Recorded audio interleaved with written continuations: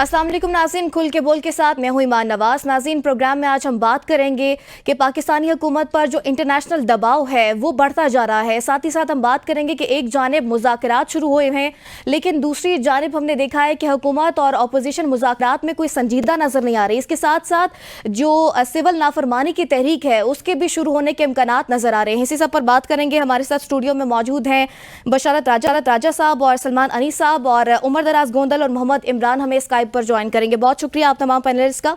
बशारत राजा, आपकी तरफ आएंगे। जबान ज़द आम है कि रिचर्ड ग्रैनल के ट्वीट के बाद इंटरव्यू भी उनका आ गया है। हुकूमत बज़ाहिर तो ये कहती है कि किसी भी प्रेशर में नहीं आएंगे, लेकिन जब के सागदार और दीगर अगर हुकूमती नुमाइंदों की बात की जाए तो उससे ये महसूस होता है कि हुकूमत अभी भी प्रेशर में है। आप क्या समझते हैं, हुकूमत कितना प्रेशर हैंडल कर पाएगी? बहुत शुक्रिया इमाम। देखिए, ये जो आपने बात की रिचर्ड ग्रैनल के उसका वीडियो आने के बाद जो इंटरव्यू हुआ, पहले तो बात ट्वीट तक थी ना, घंटे बाद, 2 घंटे, 6 घंटे बाद या 24 घंटे के बाद एक ट्वीट करता था। लेकिन आप देखें कि इस वक्त तक रिचर्ड ग्रैनल के किसी भी ट्वीट का कोई हुकूमती शख्सियत ने जवाब नहीं दिया, और ना ही उसका इंटरव्यू आने के बाद किसी हुकूमती शख्सियत ने जवाब नहीं दिया। असल मामला क्या है? मामला यह है कि अमेरिका के सामने हम तो खड़े नहीं हो सकते, क्योंकि हमारी जो इक़्तिसादी सूरत हाल है वो तो कहते हैं ना कि पल्ले नहीं देला तक कर दी ने मेला मेला। हम उस जोगे ही नहीं है कि हम वहाँ उनके सामने खड़े हो जाए। आज भी अता तारड़ साहब ने एक प्रेस कॉन्फ्रेंस की, और उस प्रेस कॉन्फ्रेंस में उन्होंने कोई ना यूरोपीय यूनियन के हवाले से बात की, ना अमेरिका के हवाले से बात की, और ना बरतानिया के हवाले से बात की। उन्होंने सिर्फ लताड़ा किसे? तहरीक इंसाफ को, इसके अलावा किसी को नहीं लताड़ा। ये जो इसहाक डार साहब की बात कर रहे हैं, इसहाक डार साहब जब वो पार्लियामेंट में, सेनेट में खड़े होकर जब उन्होंने पहले दिन तकरीर की थी, तो उनके जो इस्लामाबाद का इस वक्त जो मौसम है ना वो बड़ा ठंडा मौसम है, लेकिन उनके माथे पर पसीने थे। वो पता नहीं सर्द पसीने थे या गर्म पसीने थे, लेकिन पसीना ज़रूर था उन पर। अभी जो मुज़ाकराती अमल शुरू हुआ उसमें भी इसहाक डार साहब ने जाकर वहाँ पर पाकिस्तान तहरीक इंसाफ की जो टीम थी मुज़ाकराती, उनको उनके लते लिए, जी आप जो है यूरोपीय यूनियन से फलां जगह से प्रेशराइज करवा रहे हैं, दबाव डाल रहे हैं। तो पाकिस्तान तहरीक इंसाफ ने कहा जी 26 नवंबर करें आप, 9 मई करें आप, केसेस बनाए आप हम पर, और ये कहें कि हम कर रहे हैं, ऐसा नहीं है। मैं समझता हूँ कि हमारी जो सूरत हाल है, इक़्तिसादी सूरत हाल, हम अमेरिका के सामने खड़े नहीं हो सकते। हम IMF के मुताज हैं ना जी। ख्वाजा आसिफ साहब के उस बयान को लेकर, जो ख्वाजा साहब तकरीर जो मुझसे ट्वीट करते हैं और कहते हैं कि जब आपको याद होगा कि जब रजीम चेंज हो रही थी, जब सारा मामला हो रहा था, तो ख्वाजा आसिफ साहब के दाएं तरफ ख्वाजा साद रफीक खड़े थे, उनके साथ शेख खाकान अब्बासी खड़े थे।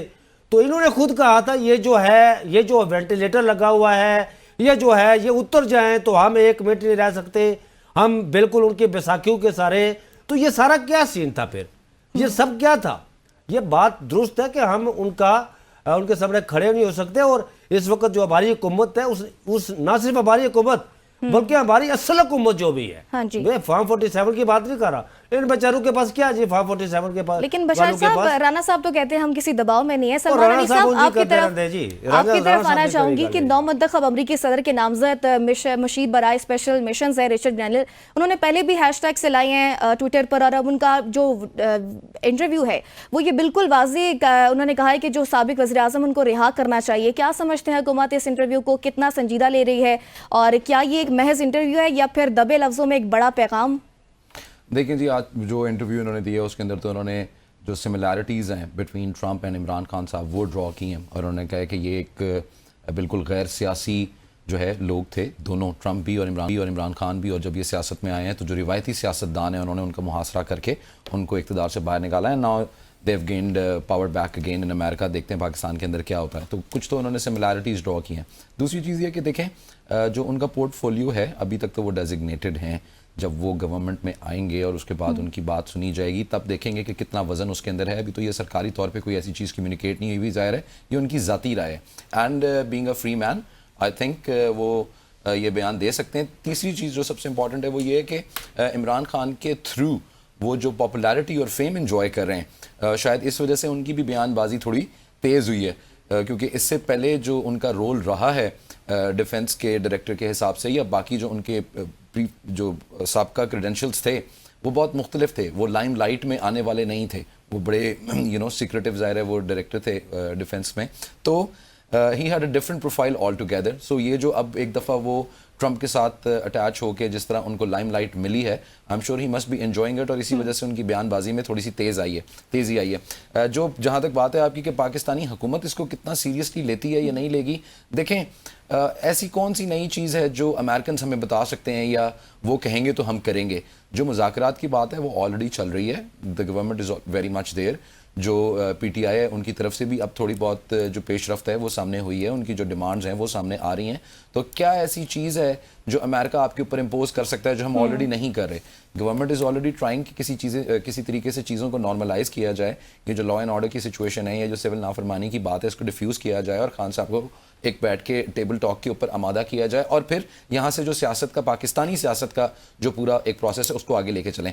आखिर के अंदर इसमें एक चीज़ और मैं ऐड करना चाहता हूँ, ये कि पीटीआई वाले हमारे दोस्त जो है ना वो बेचारे तजब्जुब का शिकार ही रहते हैं। उन्हें समझ नहीं आता कि मिठाइयाँ खानी है नहीं खानी है, ने क्या करना है क्या नहीं करना। ये जो अमेरिका का बयान है ये रिचर्ड गनैल का, पीटीआई की मेरे ख्याल है आधी की आदत को खुद समझ में नहीं आ रहा कि इसके साथ उन्होंने जो है ना वो इससे किनारा करना है या इस पर सहारा करना है। तो जो अभी उनकी अपनी पार्टी पॉलिसी है उसका भी वजह होना बहुत ज़्यादा ज़रूरी है, क्योंकि देखें फ़ौरन मुदाखलत अब हो या माजी में थी, इसकी कोई भी पॉलिटिकल पार्टी पाकिस्तान के अंदर ना उसकी स्पेस है ना वो उसकी इजाज़त दे सकते हैं, एटलीस्ट खुलेआम तो उसको वो कभी भी एक्सेप्ट नहीं करेंगे। तो सब इससे किनारा करने की कोशिश करेंगे, लेकिन यह है कि उनकी ना में भी इनकी हाँ है। दिल तो इनका खुश हो रहा है कि देखा प्रेशर बन रहा है अमेरिका की तरफ से, एक ग्रुप जो है वो उठ रहा है जो खान साहब की आज़ादी के लिए और आज़ादी इज़हार राय के ऊपर मोहम्मद इमरान आपकी जानिब आएंगे। आप बताइएगा कि सिविल नाफरमानी की कॉल भी जारी है और इंटरनेशनल प्रेशर के बादल भी सर पर मंडराल रहे हैं। क्या समझते हैं हुकूमत इंटरनेशनल प्रेशर से ज्यादा परेशान है या फिर सिविल नाफरमानी की तहरीक से? बहुत शुक्रिया। देखें, सबसे पहले तो मैं इन लोगों को अप्रिशिएट करना चाहूँगा जो अभी भी कह रहे हैं कि रावी चैन ही चैन लिख रहा है। इससे जो मिलते जुलते जुमले हैं या जिनको ऐसे लगता है कि इमरान खान की स्टैंडिंग कमज़ोर हुई है या उसके साथ कोई इंटरनेशनल जो हिमायत है वो नहीं है या फिर वो उसने अवाम की हिमायत खो दी है, तो ये लोग पता नहीं किस दुनिया में रहते हैं। 2 साल हो गए हैं, पाकिस्तान की अवाम हो या फिर इंटरनेशनल कम्युनिटी हो, बारहा हर मौके पे दोनों तरफ से ये बावर कराया गया है कि पाकिस्तान की अवाम इमरान खान के साथ खड़े हैं और इंटरनेशनल जो कम्युनिटीज हैं, इंटरनेशनल पार्ट्स जो हैं, वो भी इंसानी हकूक के तहफ़्फ़ुज़ के लिए हमेशा वो साथ खड़े हैं। और पाकिस्तान में जो आईनी खिलाफ वर्जियां हुई हैं, इंसानी हकूक की खिलाफ वर्जियां हुई हैं, लोगों के घरों पर रेड किए गए हैं, लोगों की खवातीन को हिरासा किया गया है और कम उम्र बच्चों के खिलाफ केसेस बनाए गए हैं।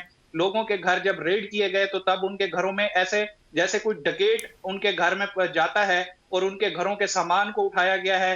तो ये सारी चीजें इंटरनेशनल कम्युनिटी एक बड़े टाइम से देख रही है, लेकिन चूंकि तब अमेरिका में खास तौर पर जब बाइडेन एडमिनिस्ट्रेशन थी तो उस वक्त कुछ शायद कमिटमेंट्स थी, लेकिन अब जाते जाते आप देखें कि मैथ्यू मिलर का जो स्टेटमेंट आया है वो भी अब ढके छुपे अल्फाज में, जैसे रिचर्ड ने कहा कि वो भी अब यही डिमांड कर रहे हैं कि फ्री इमरान खान। तो सिविल नाफरमानी की जो तहरीक है, मैं तो शुरू दिन से कहता हूं कि ये कोई इतनी मौसर तहरीक नहीं है कि तहरीक इंसाफ को इसको इतने बड़े लेवल पे लेके जा सके कि जिससे कि पाकिस्तानी कौम जो है वो बिल जलाना शुरू कर दे या बाकी मामलात इस तरह के हों कि वो हुकूमत के खिलाफ कोई इस तरह की बड़ी आवाज उठ सके। लेकिन इमरान साहब, राना साहब तो ये कहते हैं कि अगर फ्री इमरान खान की बात की जा रही है तो उन्होंने कहा कि अगर अमेरिका ये बात करेगा तो फिर हम आफिया सिद्दीकी का केस रखेंगे, क्या आप उन्हें रिहा कर दें? फिर हम इस तरफ सोचते हैं। ये देखें, ये बस छोटी मोटी बयानबाजी है।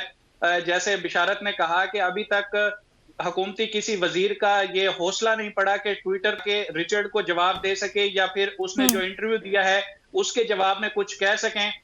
हमारी हुकूमत का वो मिजाज है कि जो कमजोर है सिर्फ उसी की तरफ जाके ये लपकते हैं। यहाँ पर भी आप देखें कि जो एक इंडियन निजाद अमेरिकन कांग्रेस के मेंबर हैं उसको जवाब दिया है एहसन इकबाल साहब ने और शिकवे ही किए हैं। कोई ऐसा कोई जैसे धड़ल्ले से कोई ताकतवर किस्म का जवाब कि आप कौन होते हैं हमारे मामलात में मुदाखलत करने वाले, या जैसे आज कुछ दानिश्वरों ने मशवरे दिए हैं कि हुकूमत अब एब्सोल्युटली नॉट कह दे तो शायद जो अवाम है वो फिर इमरान खान को छोड़कर जो है वो शहबाज शरीफ साहब, नवाज शरीफ साहब और जितने भी स्टेक होल्डर्स हैं इनके पीछे चल पड़ेगी। अब अवाम को ये क्या समझते हैं, ये कोई चाबी वाला खिलौना समझते हैं, ये सारी हैपनिंग्स भूल गए हैं जो अवाम ने पूरा दिन खड़े होकर 8 फरवरी को वोट किसी और को दिए, शाम को आपने फॉर्म 47 पर किसी और को जितवा दिया, तो अवाम को चुनने का के हैं? आप इनको समझते क्या हैं कि अगर सिर्फ आप कह देंगे कि हम इमरान खान को नहीं रिहा करते, आप इमरान खान के हवाले से अगर ये बात करेंगे तो अवाम में तो आपकी नफरत मजीद बढ़ेगी कि आपने ऐसे केसेस में इमरान खान को अंदर रखा हुआ है। अब आप अल-कादर ट्रस्ट केस का ही मामला देख लें कि आपने पहले कहा कि 23 दिसंबर को हमने उसका फैसला सुनाना है, लेकिन 2 दिन पहले एक सीनियर जर्नलिस्ट खबर दे देते हैं कि जी पहले चूंकि 3 केसेस जो है वो हाई कोर्ट में जाते ही उनका ऐसा बरकस निकला है कि उसको कहीं पे आप डिफेंड नहीं कर पाए, इसलिए इस बार जो फैसला है उसको इतना तगड़ा लिखा जाना, वो चाहते हैं कि ऐसा लिखा जाए कि थोड़ा बहुत वो स्टैंड कर सके हाई कोर्ट में, इसलिए उस फैसले की डेट आपने एक्सटेंड कर ली। बिल्कुल ऐसा ही। और अब 6 जनवरी को उसका फैसला सुनाया जाएगा। इमरान उमर दराज गोंदल पे आएंगे। उमर, कहिएगा, एक जानिब मुज़ाकरात की गूंज है तो दूसरी जानिब साबिक वज़ीर आज़म इमरान खान ने सिविल नाफरमानी की तहरीक भी जारी रखने की हिदायत दी है। क्या समझते हैं आप कि बानी तहरीक इंसाफ को मुज़ाकरात से कोई अच्छे नताइज की उम्मीद है? क्योंकि उन्होंने तो साफ कह दिया है कि जब कल भी मुलाकात हुई तो उन्होंने कहा कि या 9 मई और 26 नवंबर पर जुडिशल कमीशन बनना जरूरी है और सियासी कैदियों की रिहाई ये मेन एजेंडा है पीटीआई का। क्या समझते हैं?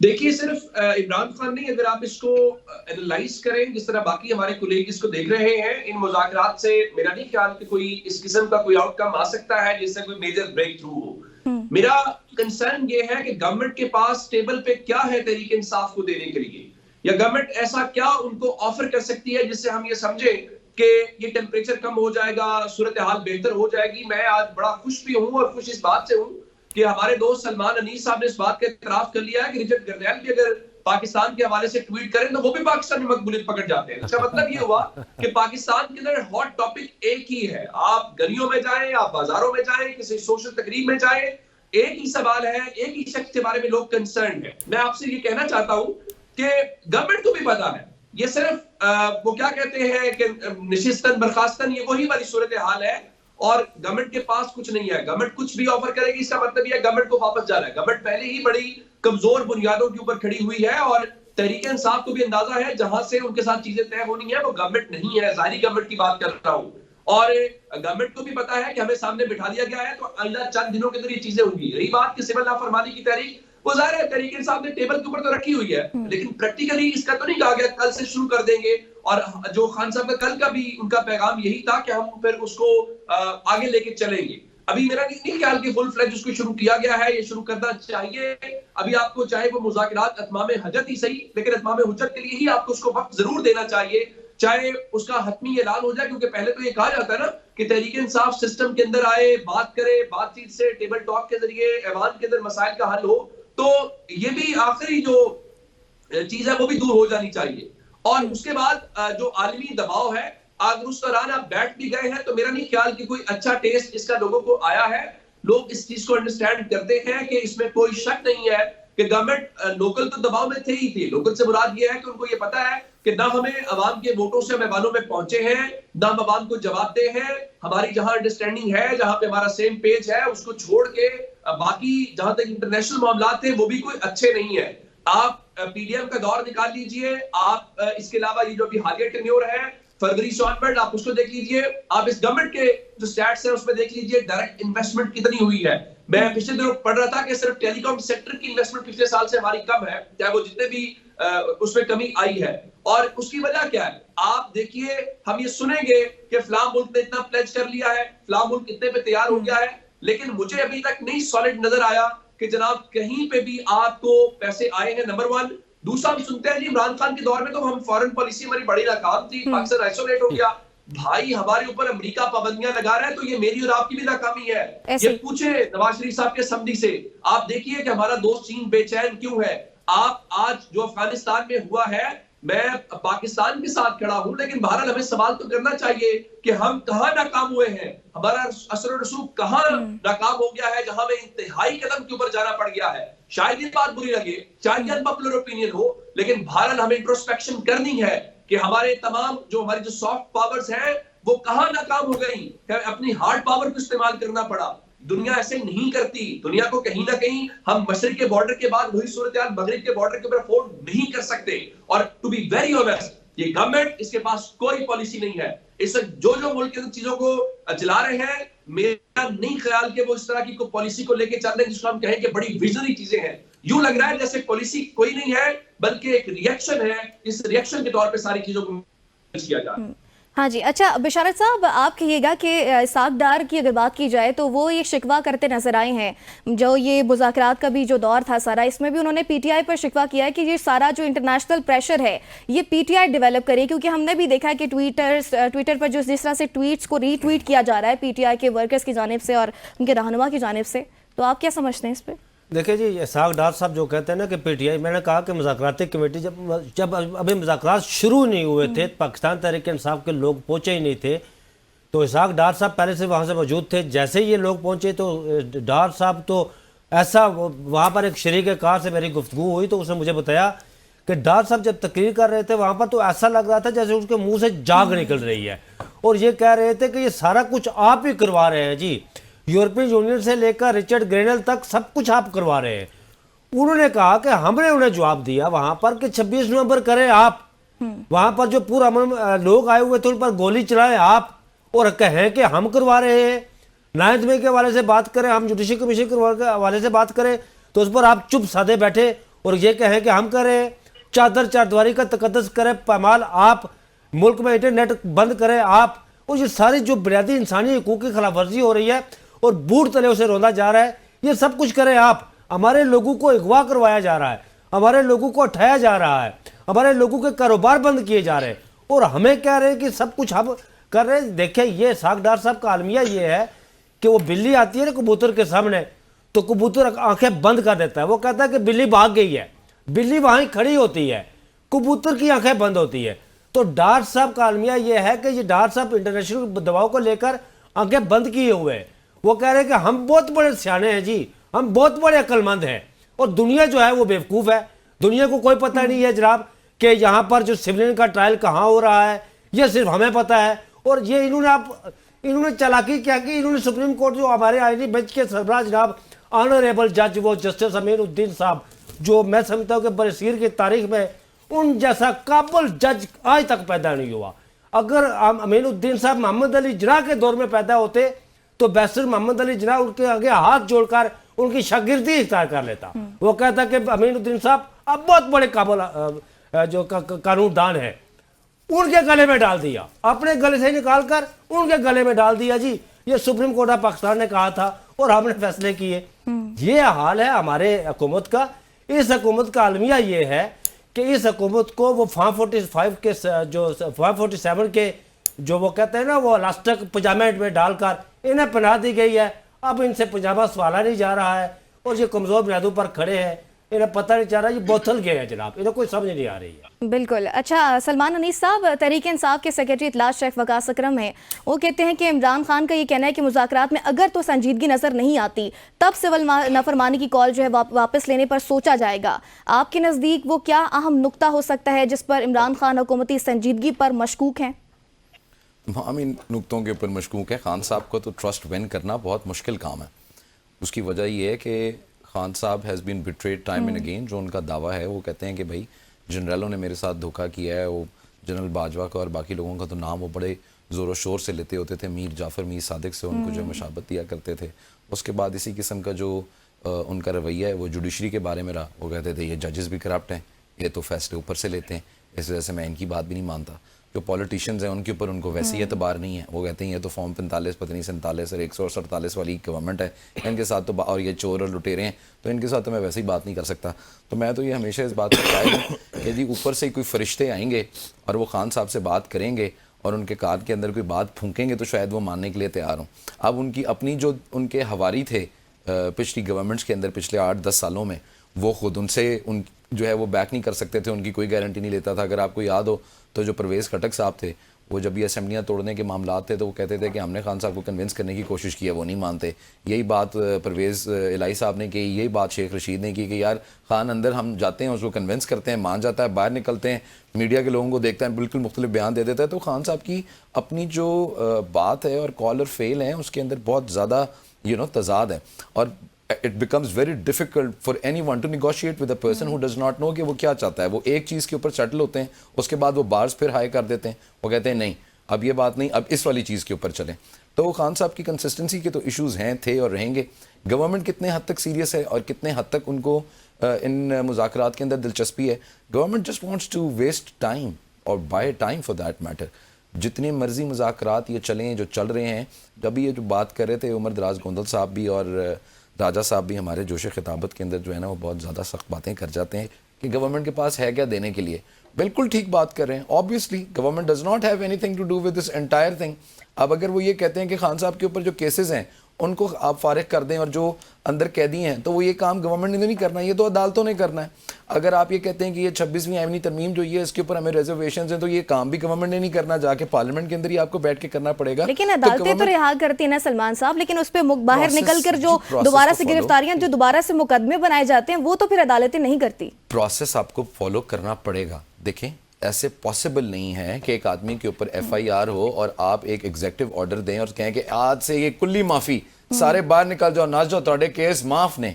ये कोई प्रिमिटिव टाइम्स नहीं है, स्टोन एज नहीं चल रही है, कोई जंगल का कानून नहीं है, कोई किताबें 4 लिखी हुई हैं, 4 वकील खड़े करने पड़ते हैं, जरा करनी पड़ती है, फिर आपको जाके जो भी रिलीफ देनी होती है या जो भी आपको सज़ा या जजा का जो प्रोसेस है वो एक फॉलो करना पड़ता है।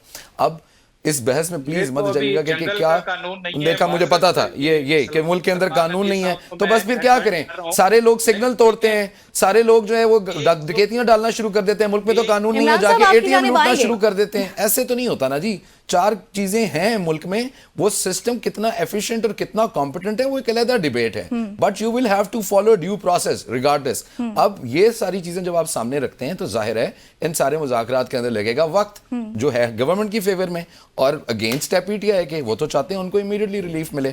तो ये टग ऑफ वॉर है, इसके अंदर अभी कौम का मजीद को 3-4 महीने लगेंगे। एंजॉय करें, अभी केसेस के फैसले आएंगे, अभी पता करना है, देखना है कि फैज मीर साहब का कनेक्शन था नहीं। क्या लगता है सलमान साहब, टाइम फ्रेम क्या होगा मुज़ाकरात का? 3-4 महीने सुकून करें, आगे रमज़ान आ जाएगा फरवरी के एंड के अंदर, उसके बाद कौम जो है वो रोज़ों के अंदर बिजी हो जाएगी, देखेंगे क्या करना है क्या नहीं करना। अभी तो ट्रंप अंकल आएंगे, चाचू से इतनी उम्मीदें PTI वालों को, कुछ डिमांड्स उनकी तरफ रखेंगे, वो भी कंगड़ाइयाँ लेके देखेंगे दुनिया के अंदर कि उन्होंने क्या करना है क्या नहीं करना, खान को छुड़ाना है या इधर को अपना पीछा छुड़ाना है, 2 चोए की काम होएगा ना जी। अच्छा, आगे बढ़ें और बात करेंगे सिविलियंस के जो मिलिट्री कोर्ट में ट्रायल का मामला है। इमरान साहब, वफाकी वज़ीर इत्तलात अताउल्लाह तारड़ ने कहा है कि सानिया नौमई के जो मुल्ज़िमान हैं उनके फौजी अदालतों से ट्रायल में आलमी कवानीन की पासदारी की गई है, इंसानी हकूक की तो कोई खिलाफ वर्जी नहीं की गई उनके मुताबिक। आप क्या समझते हैं कि आलमी कवानीन को तो आप छोड़ दें, क्या अपने आइन की पासदारी हुई है? देखें, ये तो अब सुप्रीम कोर्ट का जो कंधा इस्तेमाल किया गया है, ये तो सुप्रीम कोर्ट में बैठे उस आईनी बेंच को डिसाइड करना चाहिए कि आप अभी एक चीज का स्टेक तय नहीं कर रहे कि आया कि मिलिट्री कोर्ट्स में सिविलियन की जो ट्रायल है वो हो सकता है या नहीं हो सकता। आप पहले कहते हैं उन्हें कि काजी फाइज ईसा के दौर में कि आप ये ट्रायल मुकम्मल कर लें लेकिन फैसले ना सुनाए, फिर अब इसमें आके आपने उनको कह दिया कि चलें जी आप फैसले सुना दें और उनको जेलों में मुंतकिल कर दें और अपील का राइट दे दें। तो ये हमारे जो आला अदलिया है वहां पर बैठे सीनियर जज साहबान को भी सोचना चाहिए कि जब एक आईनी मामला है, एक पब्लिक इंटरेस्ट उसमें इन्वॉल्व है, पूरी दुनिया की आपकी इस जो पूरी प्रैक्टिस हो रही है इस पर नजर है, तो पहले आपको ये तय नहीं करना चाहिए कि आया कि सिविलियन का मिलिट्री कोर्ट्स में ट्रायल हो सकता है या नहीं हो सकता। ये जितने भी बयान आ रहे हैं ये तो उसी आईनी बेंच के कंधे पर बंदूक रखकर आप जो है वो अपनी फायरिंग कर रहे हैं, लफ्जी गोलाबारी आप कर रहे हैं, बयानबाजी कर रहे हैं, लेकिन अभी तो उसमें भी ये पड़ा हुआ है। और फिर आईनी बेंच की जो हालत है कि जिस 26वीं आईनी तरमीम के बाद ये आईनी बेंच वजूद में आया है उसका भी अभी स्टेक तय होना है। तो चीजों को इतना उलझा दिया गया है। सलमान अली साहब अक्सर एक बात करते हैं कि जिसने ये गेम उलझाई है आखिर उसने कुछ सोच के तो उलझाया होगा। तो वो हमें जो सोच नजर आती है वो यही है कि चीजों को इतना आप गड़बड़ कर दें कि मामलात कहीं से सीधे ही ना हो। जैसे अभी ये जंगल के कानून और मुल्क के कानून की बात कर रहे थे, तो फिर जिस पर एक बंदे पर 2 साल के कम अरसे में, 1.5 साल के कम अरसे में आप 176 से ज्यादा मुकदमात बना दें, तो फिर ये जंगल का कानून नहीं है तो और क्या है? क्या इसी अरसे में किसी आप कलअदम तंजीम के सरबराह पर या कलअदम तंजीम के किसी दहशतगर्द पर आपने इतने मुकदमे बनाए हैं जितने आपने एक पॉलिटिकल पार्टी के सरबराह पर और आपने साबिक वजीर आजम पर बना दिए हैं। कौन सा ऐसा मुकदमा दिफात हैं जो इमरान खान पर नहीं लगाई गई? कत्ल से लेकर दहशतगर्दी, करप्शन, जो है वो फ्रॉड, अपने ओहदे का नाजायज इस्तेमाल, कोई ऐसी दफा पाकिस्तान में रही नहीं है। सगीन गद्दारी के मुकदमात, सीक्रेट एक्ट, कोई ऐसी चीज रही नहीं है जो इमरान खान के खिलाफ कोई दफा लगाई ना गई हो। तो ये जितने भी अता तारड़ साहब हैं या तलाल चौधरी साहब हैं, इनका वो कैलिबर नहीं है कि ये जो इंटरनेशनल अब एक नैरेटिव बिल्ड हुआ है इन मिलिट्री कोर्ट्स के फैसले के खिलाफ, जो अमेरिका ने, यूरोपीय यूनियन ने, बरतानिया ने जो एक रिएक्शन शो किया है, तो अब इनको खतरा पड़ गया है कि जो GSP प्लस का स्टेटस है, अगर वो भी डामाडोल हो गया, उस हवाले से कोई फर्दर डेवलपमेंट हो गई, तो पाकिस्तान की जो पहले ही एक लड़खड़ाती मुईशत है उसका क्या बनेगा? तो ये सारी चीजें संभाला देने की कोशिश है, लेकिन आप देखें कि सीनियर टीम की तरफ से बिल्कुल ऐसे अभी ही। तक और इसके बाद भी हुकूमत ये कहती है कि हम किसी भी प्रेशर में नहीं है और हमें किसी का भी खौफ नहीं है। उमर, आपकी ये जानिब आएंगे? बड़ी इंटरेस्टिंग चीज़ है। इसमें सिर्फ एक चीज़ ऐड कर लें, गवर्नमेंट ये इस वजह से कहती है कि वो किसी प्रेशर में नहीं है। इमरान साहब, तारीख याद करें, ये सारे प्रेशर तमाम लीडरों के ऊपर रहे हैं। आसिफ अली जरदारी के ऊपर भी हर नौयत का केस हुआ है, डकैती से लेके लोगों की टांगों के ऊपर बम बांध के ब्लैकमेल करने से लेके मुल्क की गद्दारी तक का। तो ये पाकिस्तानी सियासत में पहले नहीं है इमरान खान साहब जिनके साथ ये सारी स्टोरी हो रही है। अच्छे पॉइंट पे आए हैं। मैं आपसे ये, इसी पे मेरा आपसे एक छोटी सी गुजारिश है, सवाल है कि ये जो मुकदमात बनाते हैं ये कौन है? जो नवाज शरीफ पे पैनामा केस जिन्होंने बनाया और उसमें फिर पैनामा केस में जो दायमी मफरूर थे उनके बेटे, वो तो वापस नहीं आए और केस कहीं का कहीं हो गया। अभी अलकादर ट्रस्ट केस में देखें आप कि इमरान खान और उसकी बीवी पर जो आप ट्रायल चला रहे हैं, उस केस के जो शरीक मुल्जमान हैं वो सारे इश्तिहारी हैं। उनका क्या होगा कि बाद में जैसे पैनामा केस में आपने हसन और हुसैन नवाज को साइड पे करके बारो बार ही बरी कर दिया, जब आपके मामला पूरे सेटल हो गए। तो ऐसे ही होता है ना इमरान साहब, यही समझाने की कोशिश करते रहे खान साहब को कि ये वो पहले आदमी नहीं है रुए जमीन के ऊपर जिनके साथ ये काम हुआ है। इससे पहले माजी में तमाम सियासतदानों के साथ ये हुआ है और इतना सिवियर हुआ है कि एक प्राइम मिनिस्टर को आपने उठा के तख्तेदार के ऊपर पहुंचाया है। कैसे पूछा जाए तख्तेदार पर? चलो इमरान साहब एक मिनट ठहरे, इमरान साहब एक मिनट ठहरे, किसने पूछा है तख्तादार पर जी? आप जैसे जर्नलिस्ट हैं और आपके इस मुल्क के मुद्दे ना यार ऐसे ही है। ये एक सिस्टम है, अगर आप इसको बदल नहीं सकते तो प्लीज इसके ऊपर जितनी मर्जी बहस करें। ना खान साहब पहले सियासतदान है जिनके साथ ही हुआ है, एंड वो ना आखिरी सियासतदान होंगे जिनके साथ ही होगा। अगर आप निजाम की तब्दीली चाहते हैं तो फिर करें निजाम तब्दील, देखें, फिर आए सड़कों के ऊपर। सड़क के ऊपर गोली खाने के लिए गरीब का बच्चा है, इमरान खान का बच्चा नहीं है, नवाज शरीफ का बच्चा नहीं है। कि जहां से अब आपको एक क्लियर आपको स्टैंस लेना चाहिए। आप माशाल्लाह से तज्जिया पेश कर रहे हैं, तो बताएं ना फिर, ये आसिफ अली जरदारी साहब हों, नवाज शरीफ साहब हों या फिर बेनजीर मोहतरमा शहीद हों, अभी इमरान खान के खिलाफ 176 मुकदमात किसकी? ठीक है इमरान साहब, ब्रेक का कहा जा रहा है, ब्रेक के बाद हम इसको करेंगे। नाज़रीन, अभी वक्त हुआ एक ब्रेक का।